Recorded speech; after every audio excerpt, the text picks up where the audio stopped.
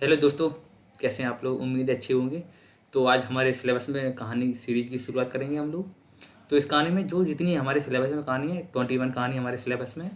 तो one by one हम उसके बारे में चर्चा करेंगे। तो पहली कहानी है चंद दिवस से मेरी बातें। राजन बाला घोष जी की रचना है। इन्हें बंग मेला के नाम से भी जाना जाता है। तो इस कहानी के हम जो महत्वपूर्ण फैक्ट देखेंगे और जो कथा सार पूरी कहानी हम शुरू से पढ़ेंगे, क्योंकि हम लोगों को पता है कि फैक्ट वाइज क्वेश्चन आते हैं। अगर हम कहानी नहीं पढ़ेंगे तो क्वेश्चन हमसे वो सॉल्व नहीं हो पाएंगे। तो चलिए शुरू करेंगे हम लोग। आप लोग हम उम्मीद करते हैं आप लोग सब मस्त होंगे, क्लास को एंजॉय करेंगे। किसी प्रकार की कोई दिक्कत हो तो आप लोग कमेंट करके बता दीजिए हम लोगों को। एक सेकेंड।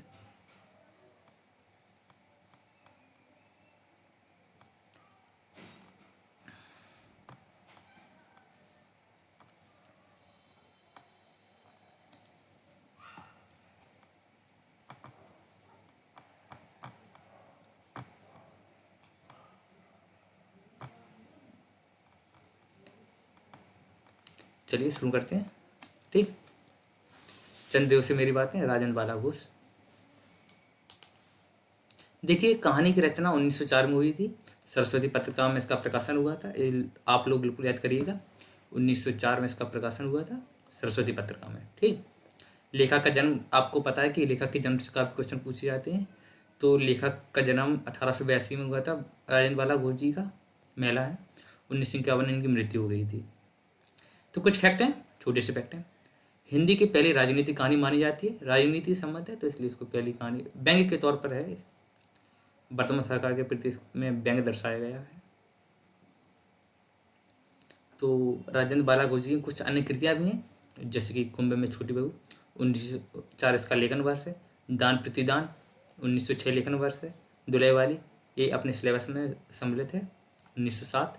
मुरला 1908। दारिया 1909। इनकी पुस्तक जो कुसुम संग्रह है उसका संपादन शुक्ल जी के द्वारा किया गया था। ये हम लोग याद करेंगे, कुसुम संग्रह। ठीक। चलिए, तो हम आपको परिचय करा देते हैं कि हम लोग क्लास का शेड्यूल किस प्रकार करेंगे। देखिए, आज 20 तारीख है तो आज हम लोगों ने चंद दिवस से मेरी बातें क्लास समाप्त कर लेंगे। हालांकि इसको हम अपलोड 21 तारीख को होगी, तो इसलिए मैं क्षमा प्रार्थी हूँ। धुलाई वाली 21 को, टोकरी भर मिट्टी 22, 23, 24, 25 पिता परंदे 26। इसी प्रकार से हम लोग कहानी वाला सेक्शन समाप्त कर लेंगे। ठीक। उम्मीद है आप लोग इस क्लास को एंजॉय करेंगे। किसी भी प्रकार की कोई दिक्कत हो, कोई भी डाउट हो तो आप कमेंट करके बता दीजिए, हम उसका जवाब जरूर देंगे। चलिए, तो कहानी शुरू कर। छोटी सी कहानी, ज़्यादा बड़ी नहीं है। आप लोग अगर आपको लगे कि मैं धीमा बोल रहा हूँ तो आप उसको 2x में भी देख सकते हैं, तो कोई इशू नहीं है। ठीक है, शुरू करते हैं। भगवान चंद्रदेव, आपके कमलवत कोमल चरणों में इस दासी का अनेक बार प्रणाम। आज मैं आपसे 2-4 बातें करने की इच्छा रखती हूँ। क्या मेरे प्रश्नों का उत्तर आप प्रदान करेंगे? कीजिए, बड़ी कृपा होगी। देखो, सुनी अनसुनी सी मत कर देना। अपने बड़प्पन की ओर ध्यान देना। अच्छा, कहती हूँ सुनो। मैं सुनती हूँ। आप इस आकाश मंडल में चिरकाल से वास करते हैं। क्या यह बात सत्य है? यदि सत्य है तो मैं अनुमान करती हूँ कि इस सृष्टि से साथ ही आप अवश्य आपकी सृष्टि हुई होगी। यानी कि इस सृष्टि से शायद ही आपकी सृष्टि हुई होगी। तब तो अब ढेर दिन पुरानी बूढ़ी कहे जा सकते हैं। आप इतनी पुरानी तो सही, पर काम सदा से एक ही और एक ही स्थान में करते आते हैं। यह क्यों? कि आप अब को डिपार्टमेंट में महकमे में ट्रांसफ़र होने का नियम नहीं है? यानी कि आपके यहाँ ट्रांसफ़र नहीं होता है। व्यंग है, कहानी अच्छी कहानी है। क्या आपकी गवर्नमेंट में पेंशन नहीं देती है? आप खेत की बात है, बड़े खेत की बात है। यदि आप हमारी न्यायशीलता गवर्नमेंट के किसी विभाग में सर्विस नौकरी करते होते तो अब तक आपकी बहुत कुछ पदोन्नति होगी होती, प्रमोशन हो गया होता आपका। चंद्रदेव से लेखिका बात कर रही है।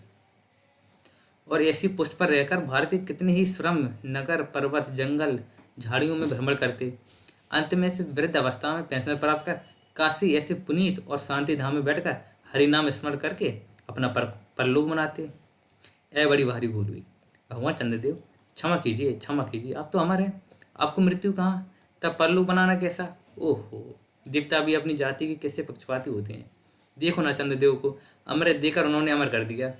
तब यदि मनुष्य होकर हमारे अंग्रेज अपनी जाति वालों का पक्षपात करें तो आश्चर्य क्या है? अच्छा, यदि आपको अंग्रेज जाति की सेवा करना स्वीकार हो तो एक एप्लीकेशन हमारे आधुनिक भारत पेरू लॉर्ड करज़ाई के पास भेजें। इसको आप अंडरलाइन कर लीजिएगा। और मैं आपसे अनुरोध करता हूँ कि कहानी पीडीएफ के तौर पर आपके पास हार्ड कॉपी होनी चाहिए। अंडरलाइन करते हुए आप जरूर पढ़ें, क्योंकि जब तक कहानी नहीं पढ़ेंगे तब तक आप क्वेश्चन सॉल्व नहीं कर पाएंगे। मेरा आपसे विनम्र अनुरोध है कि आप कहानी को जरूर पढ़ें, अच्छे से पढ़ें, और अंडरलाइन करते हुए जो फैक्ट है उसको नोट करते जाएं, उसको हाईलाइट करते जाएं। ठीक, लाइट कर दें।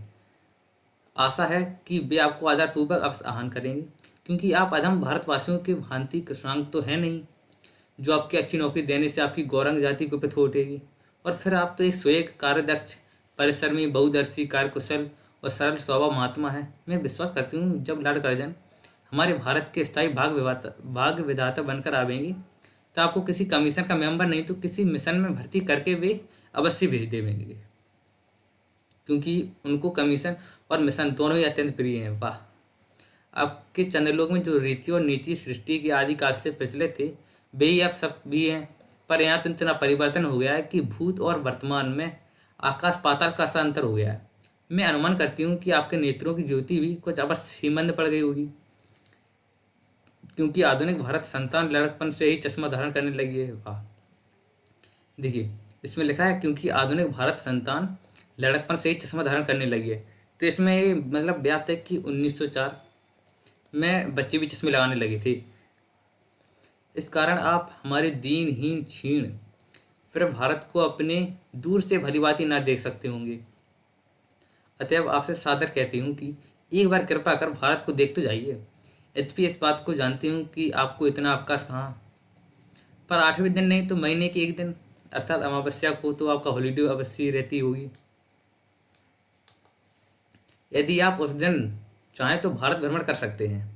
इस भ्रमण में आपको कितने ही नूतन दृश्य देखने को मिलेंगे, जिसे सहसा देखकर आपकी बुद्धि जरूर चकरा जाएगी। यदि आपसे सारे हिंदुस्तान का भ्रमण शीघ्रता के कारण ना हो सके तो केवल राजधानी कलकत्ता, इसमें दर्शा गया है राजधानी कलकत्ता, तो आप इसको हाईलाइट कर लीजिएगा, को देख लेना तो अवश्य उचित है। वहाँ के कल कारखानों को देखकर आपको यह अवश्य कहना पड़ेगा कि यहाँ के कारीगर तो विश्वकर्मा के भी लड़कदादा निकले। वाह! यही कि आपको प्रिय सहयोगिनी दामनों जो मेघों पर आरोहण करके आनंद से अटखेलियाँ किया करते हैं, और बेचारे भी यहाँ मनुष्य के हाथों का खिलौना हो रही है।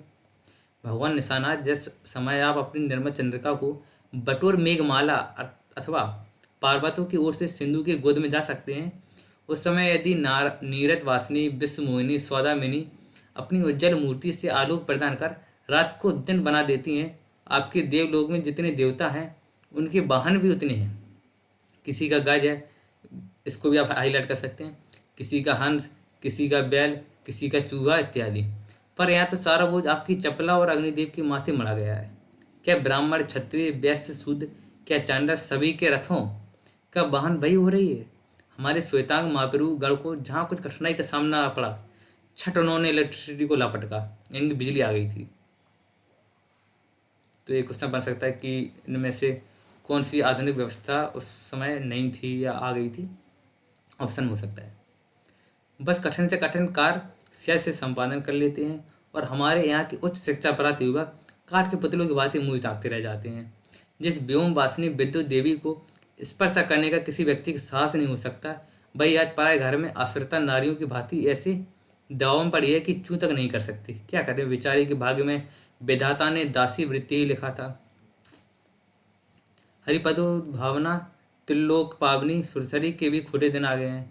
अब भी स्थान स्थान में बंधनग्रस्त हो रही है। उसके वक्ष स्तर पर जहाँ तहाँ मोटे वृहदाकार खम गाड़ दिए गए हैं। कलकत्ता आदि को देखकर आपके देवराज सुरेंद्र भी कहेंगे कि हमारी अमरावती तो इसके आगे नीरी फीकी सी जान पड़ती है। वहाँ ईडन गार्डन तो पारिजात परिशोभित नंदन कानन को भी मात दे रहा है।